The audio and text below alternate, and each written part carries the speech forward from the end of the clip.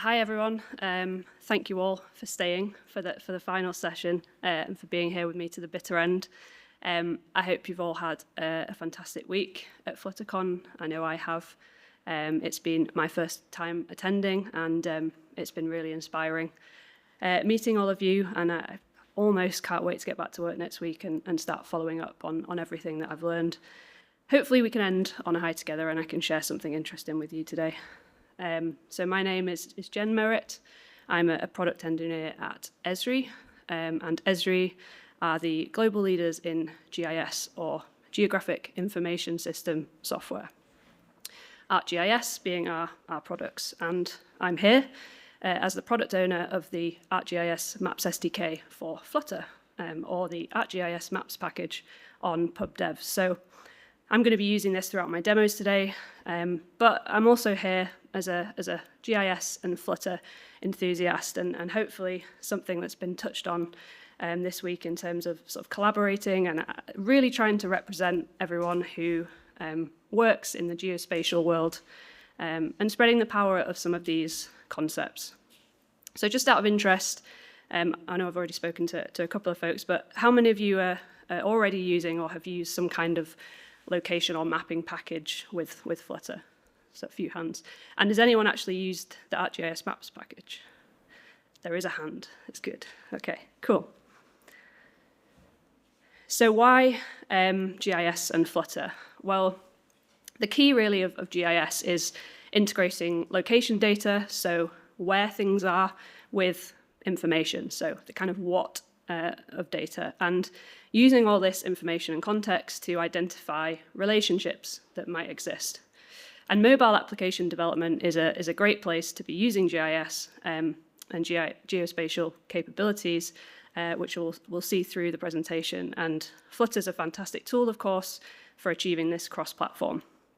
So yeah, I hope to kind of inspire you all to maybe think about how you might incorporate location or more location capabilities into your Flutter development, and yeah, how it can really influence and improve ultimately the experience that users have. And there'll also be some references to cake, and the relevance of this will become clear. Does anyone recognize the landmark in this photo? If you need a clue, the weather's not normally this nice in this place. No one's going to shout out. It's Edinburgh Castle. I highly recommend it if you've not been before. But the theme that I'm going to be using throughout this session to try and demo some concepts is being a tourist in a city, since it's just something that we're all going to be able to relate to. I'm based out of the Edinburgh office, hence my choice. So I'm going to be building an Edinburgh souvenir hunt, and the goal is to visit various key landmarks around Edinburgh, answer some kind of question at the landmark, collect the souvenirs, and learn everything we need to know as a tourist. So if we took that concept and we first imagined an approach that didn't utilize location awareness, we might consider something like a self-guided tour leaflet. So as we see on the screen, it might be a simple app with a list view of cards for each place, an image and some text. And it's very linear. As a user, I'm making quite a lot of effort here to read and to follow instructions. I'm not particularly engaged, not quite getting that idea of a souvenir hunt. There's no question that I'll get around and I'll probably learn something. But it's not very engaging, and it has no real attachment to my kind of experience of place. Whereas what we'll reach is something more like you're seeing here, which provides a lot more context and information, and it'll also respond to my location as I move around, and will provide a much more engaging experience. The UI can update as we move around, and we have much more of a connection really with what we're doing. It's much more immersive. So the plan for the rest of the session, we're going to initially look at why where is a useful concept, and I'll work through some demos sort of using some specific questions around location as a bit of a sort of framework for this, and finally just end with some best practices and key takeaways, one of which will be cake. There isn't actually a cake, so just please don't get too excited. So why does where matter, first of all? Like why have I posed this question today? Well, location takes an application and it adds context for users. It makes the information you're providing relevant, makes it personalized, and it can make it more engaging as well. And apps can be transformed into dynamic, context-aware experiences that can even respond as your location changes. And I think the other thing that's fair to say is that it's now something users expect, especially with mobile development. Location is really integral to our digital experience. And how many of you have had notifications this week that were maybe based on where you were? So your Uber driver was nearby, or your takeaway food, or your train app tracking which station you're at. And an app showing me, my favorite pizza restaurant in Edinburgh while I'm here in Berlin isn't a great deal of use to me. So to kind of manage the scope of this session, we're going to be focusing on 3 sort of themes or levels. Basic level, let's identify where we are. So literally, where am I? And we might display that on a map to give it some meaning. We can also then consider what our location means relative to what's around us. So often that's how we actually understand things. So what restaurants are nearby? How far away is the nearest train station? It doesn't have to involve a map. So it could just be what content in this database is actually relevant to me right now because of my location, and also maybe what don't I care about right now. And then finally, we can make this a really dynamic experience by responding to location change, and we can configure our UI to respond to notifications, and of course, Flutter is really set up well to achieve this. So the first question, where am I? Well, I'm here right now. That's a fact. But how do we actually translate that as like a physical location on Earth to something usable within an application on a device? And firstly, we basically need to acquire a location. And the great thing about building mobile applications is that we're literally carrying around a device that can find our location using GPS. So in practice, it means they contain hardware that can read its position on Earth via satellites, so a global positioning system. Distances are measured with trilateration from the satellites, and a location is calculated. Generally, this is sufficient accuracy for most applications, but you can also get specialist peripherals for devices, which can access more satellites, and you can increase the level of accuracy for kind of specialist use cases. But most of the time, we're talking mobile GPS. And then once we've got this position, it can be converted into coordinates. So these are effectively like an address. I mean, we all learn this at school, but one number basically telling us how far sort of north or south we are, and the other telling us how far east or west we are. And then GPS can provide us with other information as well, like the elevation or the heading, which direction I'm moving in. So these are kind of like the raw data of a location. But it's then about understanding what that means, because an X and Y value doesn't really tell me a lot about where I am. And we could use those coordinates to compare with another place, so another set of coordinates, understand where we are relative to that, and we'll kind of come to that in the next section. But we could also show our location visually on a map. And so this is like the international language of the blue dot, right? Effectively, your device's GPS position plotted against some kind of reference layer. In this case, a base map, a very cool base map that I'm very happy to find an excuse to use, but which ultimately, like all good base maps, shows you the streets and key features around you. So I'm already starting to understand a little bit more about where I am. And in this first demo, we'll basically see how we can achieve this ourselves. So before we dive into sort of the code demo, just sort of some prerequisites, I guess. For all my demos, you're going to need a way of accessing location. The simplest way to do that is with a package. So that would be, accessing device GPS. In my demos, naturally, I'm going to be using the ArcGIS Maps package, and all the capabilities I demonstrate today are available within our package.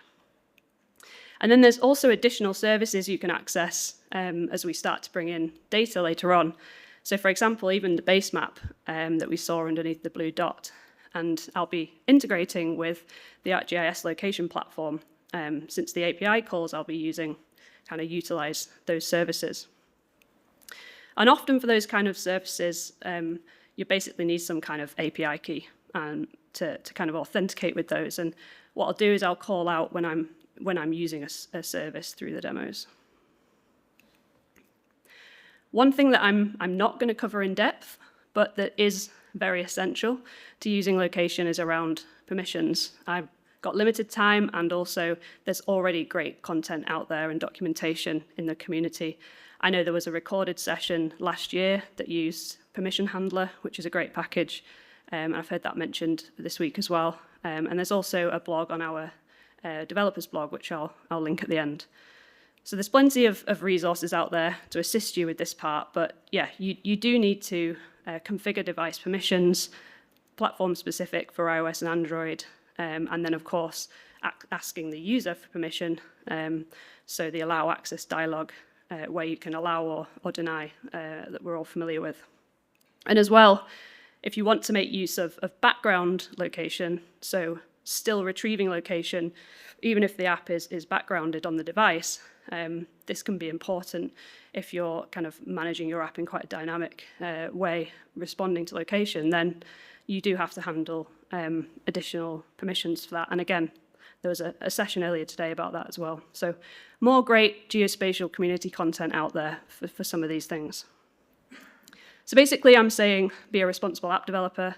These are things to think about. There's resources out there in terms of how you go and achieve it.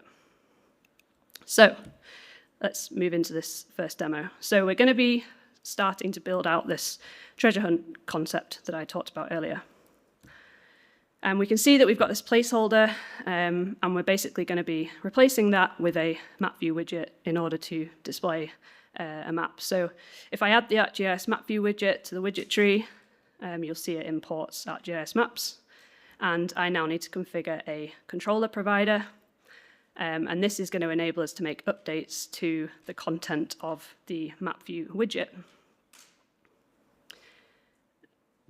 And the next thing to note is that the map view widget has this on map view ready callback. And this is called when the map view widget has drawn for the first time. And it's ready to be populated with data. So I've already set up, started to set up my method here. So I'm going to configure my map. And I'm going to be using this with base map style constructor, which means I can take advantage of the base map style service. So an example of a service here. And there's a whole host of different base maps that I can use. So start with the navigation base map. And then to display the map, I basically just set it to my map view controller.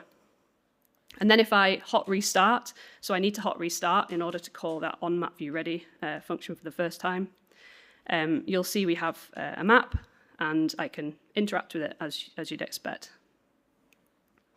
And then actually for my project, I'm going to use a more exciting base map style, just because I can. So ArcGIS mid-century. So once we've kind of got a map, we want to then start adding things to it. So we're going to display our location. So I need to access my device's GPS. And I'm going to be using the system location data source class for this. And that's basically going to handle accessing the device's GPS for me. So all I have to do is then hook that location data source up to a property on my map view. And this location display property basically handles all the configuration of the blue dot part for me. And it makes sure that it repositions as my location changes. So I just need to start my location data source to start receiving the GPS feed.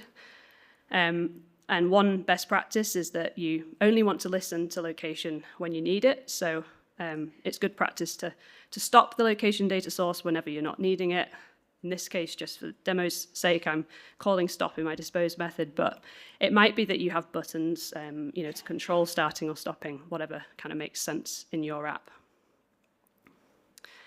And one last thing that I'm going to be doing is to configure this property called autopan mode. And this is just going to reset the viewpoint of the map over my current location. So again, if I now hot restart to kind of run that function again, we get our permissions dialog. So I've configured permissions in this app. We're not going through that step by step. And assuming that as the user I accept, then my location is displayed on the map. And in this case, it's the Edinburgh office where I worked on the demo. Okay, so I know that some people love a code snippet. So to clearly see the API calls that were being made, I'm not going to kind of linger too long, but here's the kind of key API for defining a map, assigning it to our map view, which is the actual widget, and yeah, configuring our base map. And for location, we define our system location data source, which accesses the device GPS. We hook it up to our location display property, and then obviously start the location data source to start receiving those updates. Okay, so we've got our location, and now we can kind of start to think a little bit more about what is around us, and this is where Cake starts coming into play. So firstly, we can maybe list relevant content. So in the case of our souvenir hunt app, you could think about how other cities might be involved, and we're only going to enable content that's relevant to the city we're in at that time. And another way we can think about what our location means is where I am relative to other places. So we can determine distances to other known locations. This could be like a literal radius around me, 500 meters away. But this is kind of where GIS starts to come in, and we start to think about our relationships with place in a more complex way. So maybe what I really want, what I'm really asking as a user is, I want a coffee shop that's 5 minutes away. Distance doesn't necessarily mean a great deal.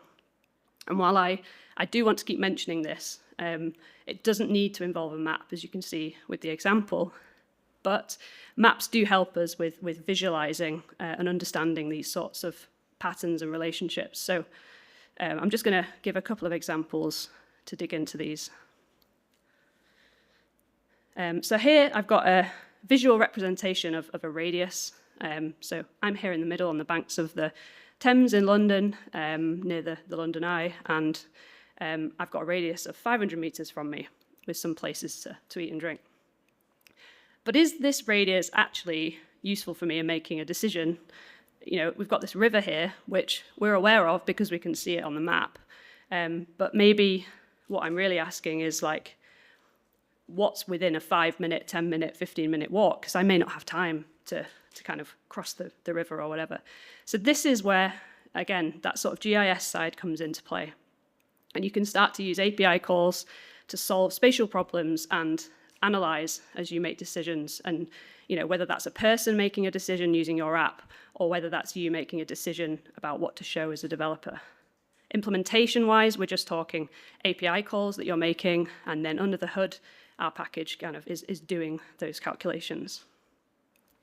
So in this graphic, we're thinking about the street more as a network, and the river indeed. And you can see that we've got it coming into play here, where actually it would be a much further walk, of course, because of the bridges that are available, right?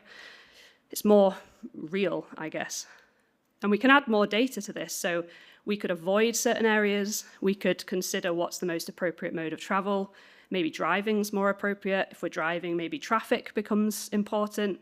And then time as well, because it's no good me walking 15 minutes if the coffee shop closes in 5 minutes. So it kind of thinking about all this information. And actually, I also don't just want a coffee shop. I want a good coffee shop, right? So I might actually walk across that bridge if it means I get a decent coffee, like Lean Code have been serving up all week. So maybe there's other information that we're kind of feeding in. So this is where we're building up layers and layers of information. And if you've seen Shrek, then you'll know, in the wise words of Donkey, cakes have layers. So if you take anything away today, GIS is about layers of information that you're combining to make decisions. It could be you or I with a consumer app, or it could be Starbucks deciding where to put their next cafe, considering demographics, competition.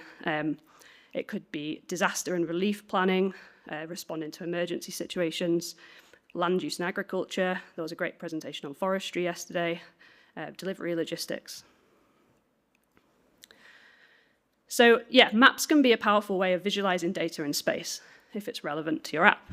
And a reminder that places are a combination of what and where, sets of coordinates and sets of attributes. And we can take data from local databases or online hosting, just like any other data management decision.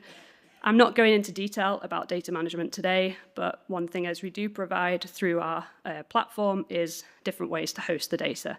It can be very basic, right up to managing synchronization of databases, managing large volumes of users making updates. If you imagine field workers at the end of the day pushing all their data. And Esri also provide enterprise-level solutions too if companies want their own instances. But for this presentation, the point really is that if the data has a geographic element to it, then we can use these coordinates to create a geometry. So a point, a line, or a polygon. So, the polygon could be as simple as the radius, or it could be something more complex like the walk time. And we're going to take a look now at a demo of some of this in practice back in our Edinburgh souvenir hunt. So we can see here we've got data on the map now. We've got some points indicated by the little icon symbols. Some of them are full color. Those are the ones I've already visited. And some are grayscale, which I still need to visit.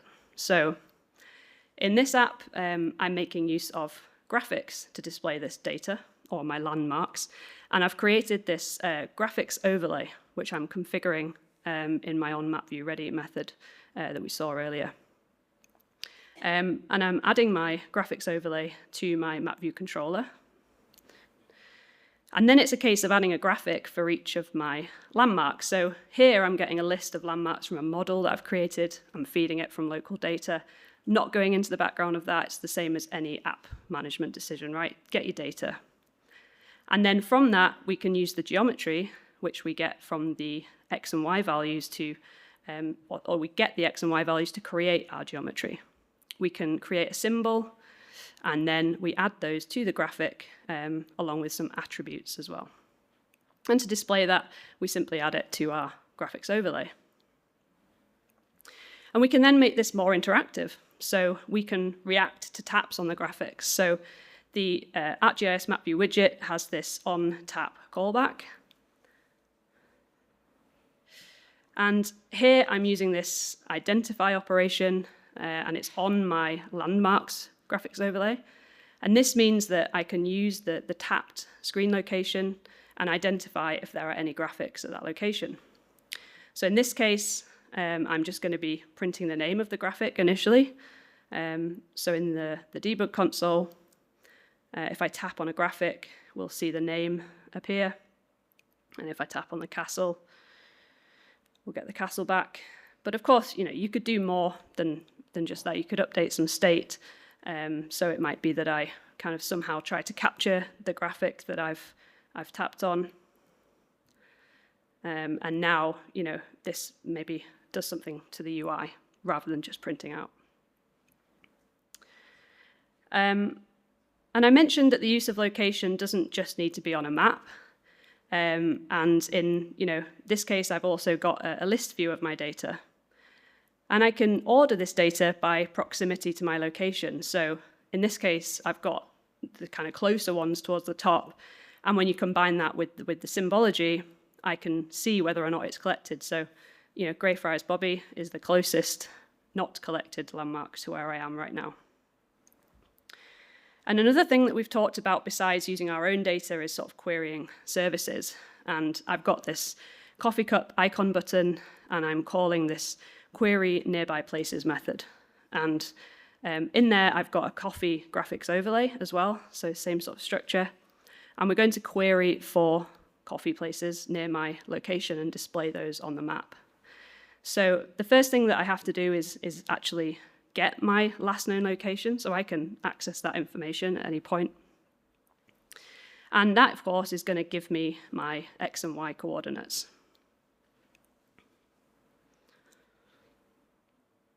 And I can then combine my location with some search parameters. So I want to find coffee shops within 500 meters of my last known location. And then in this case, we're authenticating with a service, so we pass our token as well.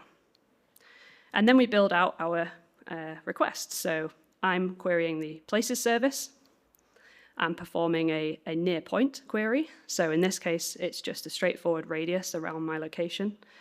And I pass my location and that radius to the query, along with the search text and my token. And then it's a case of sending the request and assuming that it's successful. We get back a JSON object, which I can drill down to and use it to build out a graphic again. So getting our X and Y coordinates, again, same patterns, provide a symbol, and add it to the graphics overlay, just like we've seen before. So if I tap on the coffee button, this query is carried out, and my information's displayed on the map. So just to summarize, there are a few concepts there. We can add data to the demo either as a result of a query or from local databases. In the demo, I was using some local data, and then I queried the places service.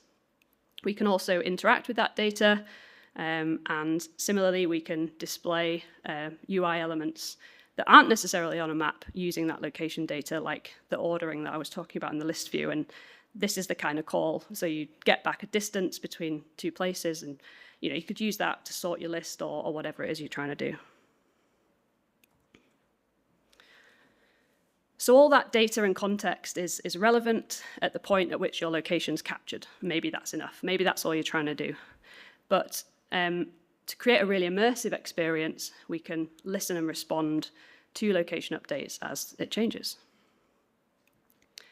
We can basically make our app update those conditions or that context to reflect our new location. And we can listen to a change in location and do something in response. So the blue dot is doing just that, right? It's listening to our location, and it's moving around the map. But again, it doesn't necessarily need to require a map. We could just be updating some kind of state when location changes. But we can also build out a more immersive experience with maps that responds in real time to predefined zones that we define, like the example here. So this is the concept of geotriggers, and this API handles all that logic for you. So they fire off location-based notifications when a user enters or exits a defined zone.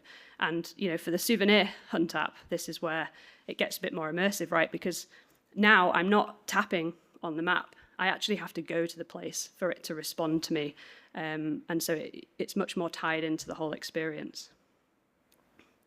And going back to the geometry discussion, obviously, again, these are just geometries. So this is just a polygon. In practice, probably be invisible because the user doesn't really care that that zone exists.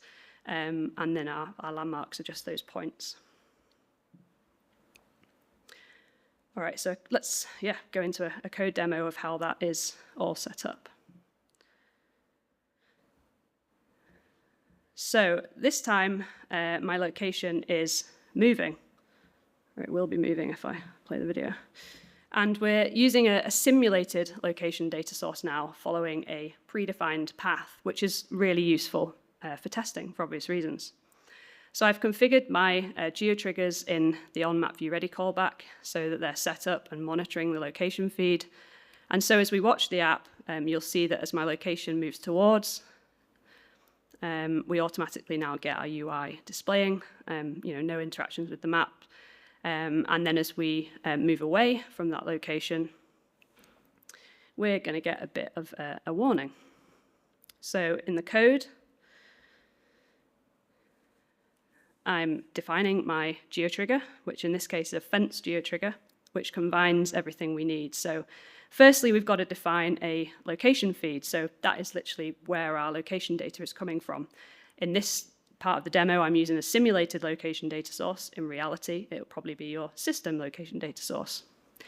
We define a fence rule type, so when do we want a notification? In this case, both enter or exit.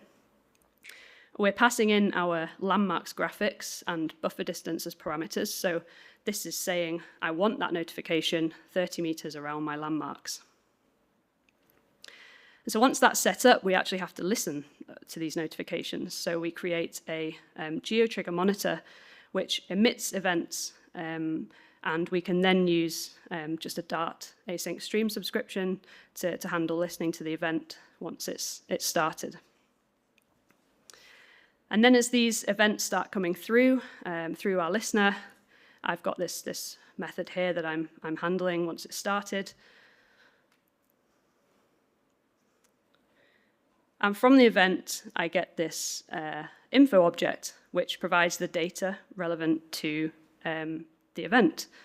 So in this case, I'm getting the type, and I'm doing something different whether I enter or exit. So when I enter, I've updated some state.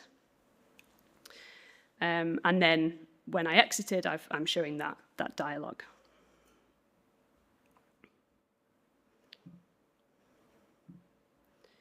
So again, just very briefly to show the kind of key API involved, we've got to define a geotrigger. We use whatever our location data source is. We define a rule type. We attach what our targets are. So in this case, it's our landmarks, and define the buffer. We then monitor our geotrigger and listen to those notifications. So again, just integrating here with Dart async package.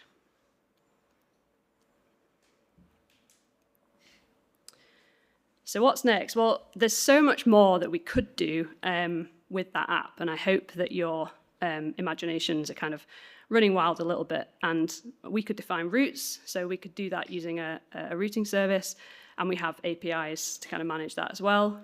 We could provide a navigation experience in the app that provides directions to the next place. We could have more geotriggers, so maybe as you walk down certain streets, it might be like, hey, here's something really interesting about this street. So you could use those in all kinds of different contexts. We could take more user input and search for places.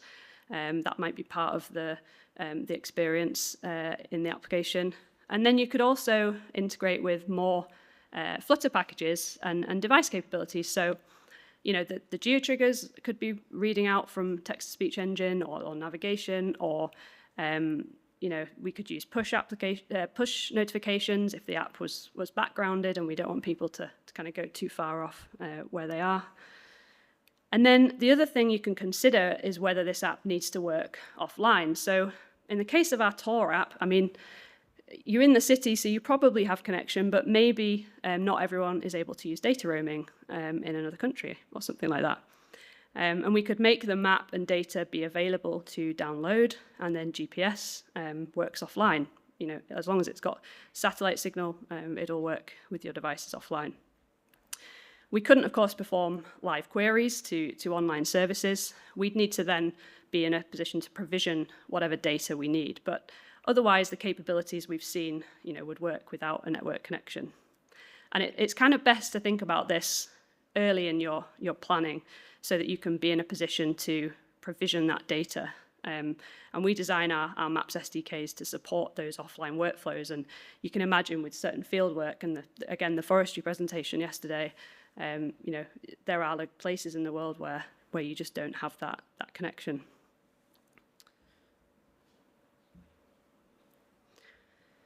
So hopefully I've scattered some best practices throughout, but just to summarize a few here. You'll need to configure permissions for both platforms, iOS and Android, which is what we support.